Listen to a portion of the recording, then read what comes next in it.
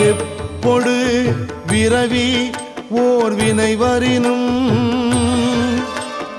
அப்பா உன் அடியலால்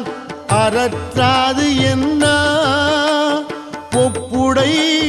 ஒருவனை உரு அழிய அப்படி அழல் எழ விழித்தவனே